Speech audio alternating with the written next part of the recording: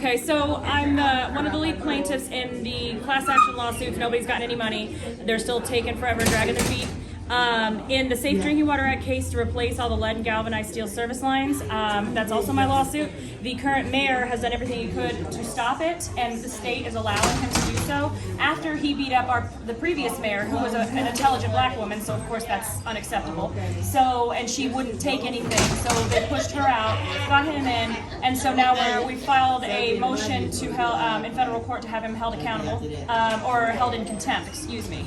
The mayor, the city administration, and everything to finish the service line program that should have been done in 2020. Also, they're blending our water, which there's no regulations for. They're allowed to do that up to like 2 million gallons per day. So we're fighting to have state and federal laws changed. We're working on changing the lead and copper rule federally, which is a mess because nothing is health protective.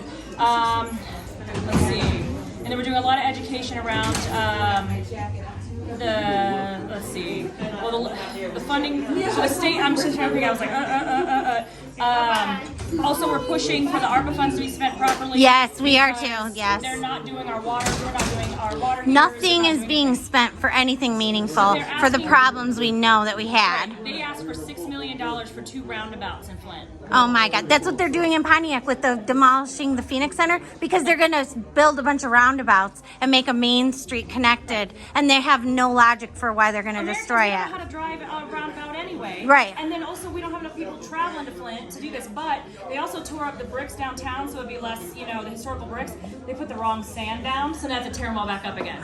Oh my God. They are so dumb. Right? Oh my God. Except every bit of construction is shaking up our water system. They refuse to replace the distribution mains, so all of everything's still poisoned. My water smells like, anybody here remember what a perm smells like back in the day?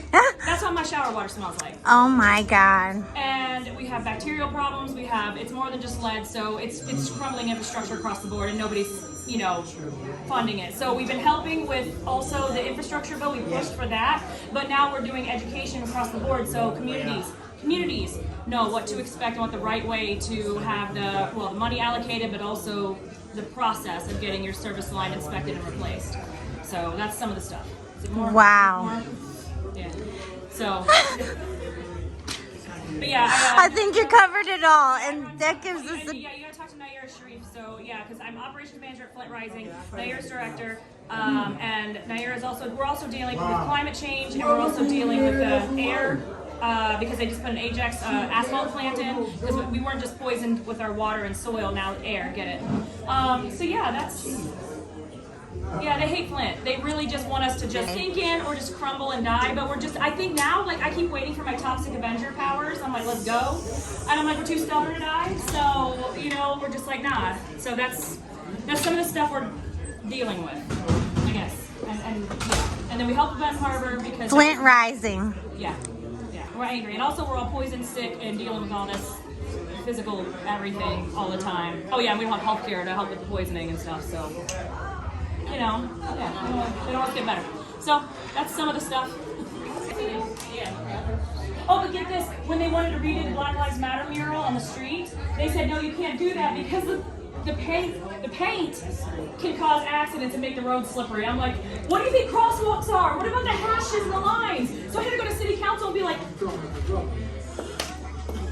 oh my God. well, you better rip all that paint up. I don't want to see lanes. I don't want to see crosswalks. Good luck, everybody. Because I don't want to be driving down on a mural and be like, oh my God. But then I found a study that showed that murals done safely actually lower accidents because people drive with more respect and they're looking at what's going on, as long as we're not across crosswalks. So I brought that up, and the lady was just like, oh, I'm like, okay, somebody get you.